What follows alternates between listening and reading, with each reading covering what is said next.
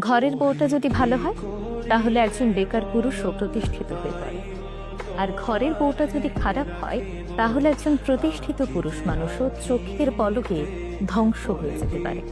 হ্যাঁ, ছেলেদের জন্য বউটা আসলেই ম্যাটার করে। ঘরের বউটা যদি ভালো হয় তাহলে দেখবেন একজন বেকার পুরুষও ধীরে ধীরে সফলতার দিকে এগিয়ে যাচ্ছে, কারণ একজন জীবন সঙ্গিনী শুধুমাত্র পাশেই থাকে না, বরং তার অদৃশ্য শক্তি দিয়ে স্বামীর সকল হতাশাগুলো দূর করে তাকে সফলতার দিকে নিয়ে যায়।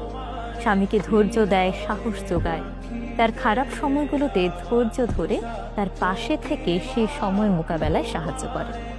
ফলে ছেলেরা ভেতর থেকে অন্যরকম একটি শক্তি অনুভব করে, আর এই শক্তি তাকে ঠেলে সফলতার দিকে নিয়ে যায়। অপরদিকে ঘরের বউটি যদি চরিত্রের দিক থেকে খারাপ হয়, নেতিবাচক মনোভাবের হয়, তাহলে একজন প্রতিষ্ঠিত পুরুষও ভেতর থেকে ভেঙে পড়ে। প্রতিনিয়ত সন্দেহ, অবিশ্বাস, হতাশা এই জিনিসগুলো তাকে ভেতর থেকে দুর্বল করে দেয়।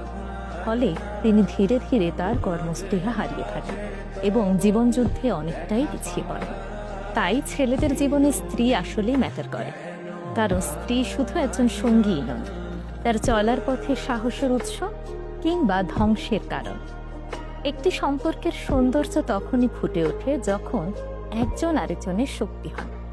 তাই বিয়ে শুধুমাত্র সামাজিক দায়িত্ব নয়, বিয়ে জীবনের সবচেয়ে গুরুত্বপূর্ণ সিদ্ধান্ত।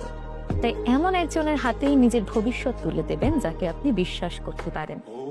এমন একজনকেই বেছে নেবেন যার কাছে আপনার স্বপ্নটা তার স্বপ্নের মতোই গুরুত্বপূর্ণ।